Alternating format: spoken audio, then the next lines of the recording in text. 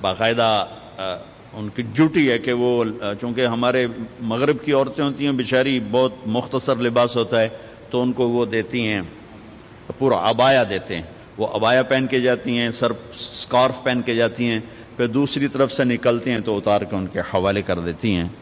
تو انہوں نے ترکی والوں نے اچھی خاصی کمائی بنائی ہوئی ہے، تو وہاں حاضری ہوئی تو مجھے یہ شعر یاد، شمس تبریز بھی ساتھ ہی ان کی قبر ساتھ ہے، وہاں بھی ہمیں لے گئے۔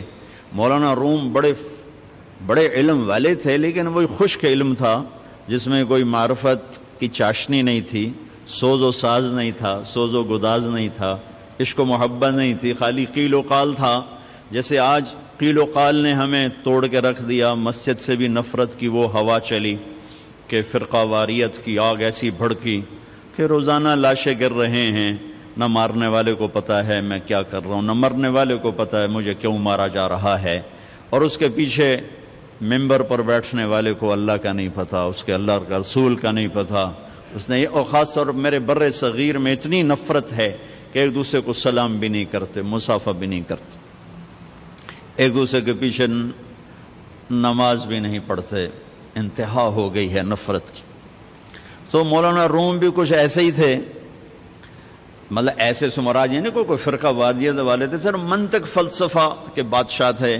تو مسجد میں حوض کے کنارے بیٹھے ہوئے درس دے رہے تھے، اور ان کی کتابوں کا ڈھیر، کلمی کتابیں وہ سامنے رکھا ہوا تھا۔ تو شمس تبریز آ گیا ننگے پاؤں، دیہاتی شکل، لگتا تھا یہ تو کوئی ان پڑھ جٹ آدمی۔ تو آ کر انہوں نے بڑے بھول پن سے کہا، مولوی صاحب این چیست، یہ کیا ہے؟ تو مولانا روم نے یوں دیکھا تو بڑے تکبر سے کہا، این است کہ تو نمی دانی، بھائی یہ وہ ہے جو تو نہیں جانتا، تو چٹا ان پڑھ، میں تجھے کیا بتاؤں یہ کیا ہے۔ وہ ایک دم آگے بڑھے، وہ کتابوں کو جو یوں دھکا دیا وہ ساری حوض میں جا گری۔ اب وہ زمانہ پریس کا تو تھا نہیں، میں چلو دو چار اور لے کے آ جاؤ، وہ تیرا بیڑا غرق و بدبخت، اور تو نے میری ساری زندگی کی محنت برباد کر دی۔ تو شمس تبریز مسکرائے اور حوض میں اترے، اور یوں ساری کتابیں خشک نکال کے باہر رکھ دی، ایک کاغذ نہیں بھیگا ہوا۔ یہ کرامات اولیاء ہے۔ مولانا روم، این چیست، یہ کیا ہے؟ تو انہوں نے مسکرا کے کہا، این است کہ تو نمی دانی، یہ وہ ہے جو تو نہیں جانتا۔ بس پھر مولوی روم مولانا روم بن گئے، انہیں فلسفے بھی بھول گئے۔ اس کو ہمارے شاعر خواجہ غلام فرید رحمت اللہ علیہ نے کہا ہے، سکھری تروش منصوری نو ہن ٹھپ رکھ کنز قدوری نو، ہادی نہ سمجھ ہدایہ کافی نہ سمجھ کفایہ، کر پرز شرع وقایا ایو دل قرآن کتابے۔ یہ ہماری زبان کی شاعری ہے سرائکی کی۔ مزدار قصہ تھا، آپ کو سنا دیا۔ کوئی چیز خود نہیں، تو اللہ تعالیٰ نے 4 قسمیں، 2 تاکیدیں کہ نہیں میں نے ہی تمہیں بنایا ہے، تم خود بخود نہیں بنے۔ ام خلقوا من غیر شیء، ایک اور آیت، کیا تم خود بخود بنے ہو؟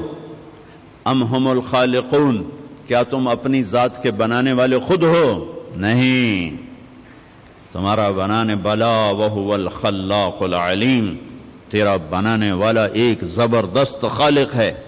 آس بن وائل آیا، اس کے ہاتھ میں ایک ہڈی تھی ایسی پرانی، اس نے یہاں رکھی اور ایسے مسلا اس کو، وہ ساری چورا چورا ہو گئی اللہ کے نبی کے سامنے، پھر پھونک ماری، وہ ساری ہوا میں اڑ گئی۔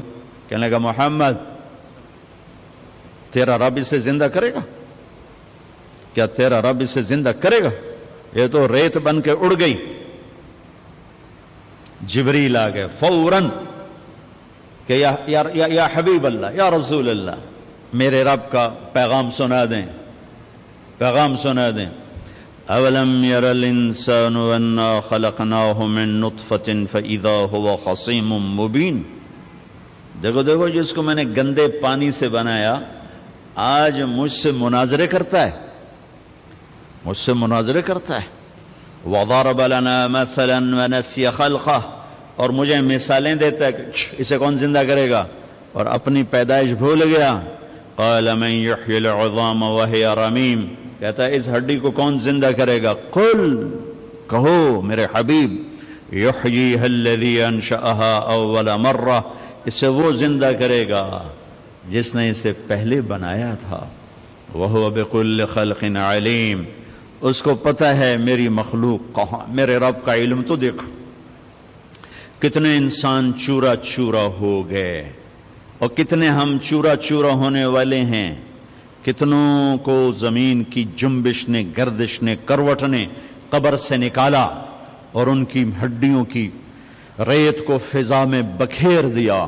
کتنے پانیوں میں بہہ گئے، جانوروں نے پھاڑ دیا، آگ میں جل گئے، قبروں میں رل گئے، اور ایک قبر میں 100 اکٹھے ڈال دیے گئے، اور پھر آ رہے ہیں آخری انسان تک چورا چورا ہو کے بکھر گئے۔ 7 چوپائے، 7 پرندے، 7 مچھلیاں، 7 جانور، ساری کائنات کی زندہ چیزیں سب کٹھی ہیں، اور ایک رب کا حکم ہوگا، فَإِذَا هُم مِّنَ الْأَجْدَاثِ إِلَىٰ رَبِّهِمْ يَنْسِلُونَ، اللہ ہم سب کو قبروں سے کھڑا کر کے زندہ کر کے دکھا دے۔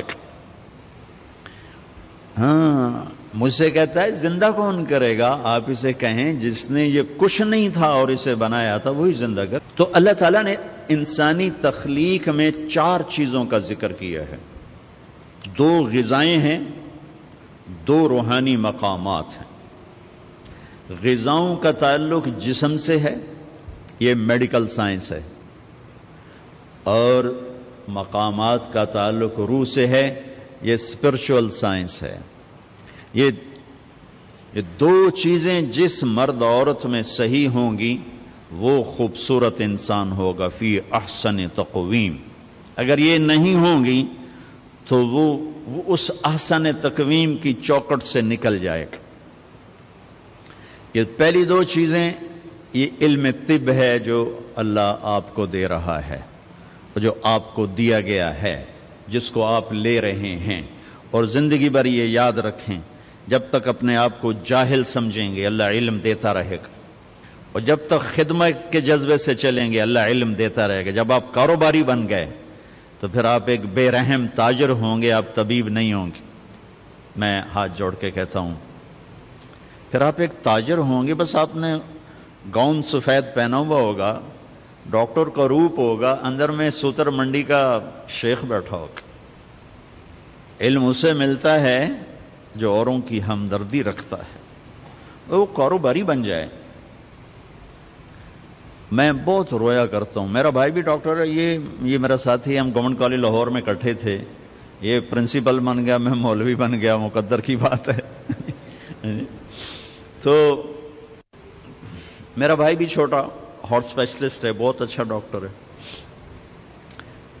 جس دیس میں مظلوم وکیل کے پاس جائے تو وکیل اس سے گاہک تصور کر کے ڈیل کر رہا ہو کہ میرا گاہک آ گیا، میرا گاہک آ گیا، اور مریض تڑپتا ہوا ڈاکٹر کے پاس جائے اور ڈاکٹر کہے گاہک آ گیا، کسٹمر آ گیا، پھر وہ اپنی فیس بھی الگ لے اور لیبارٹریوں کو ٹیسٹ کروانے کے لیے جو نسخے بھیجے تو اس کے پیسے بھی الگ لے، پھر کمپنیاں اس کو خرید کر 5 روپے کی بجائے 50 روپے کی گولی لکھوائیں اور وہ ادھر سے بھی لے، تو میں ہاتھ باندھ کے کہتا ہوں وہ ڈاکٹر نہیں ہے، تاجر ہے۔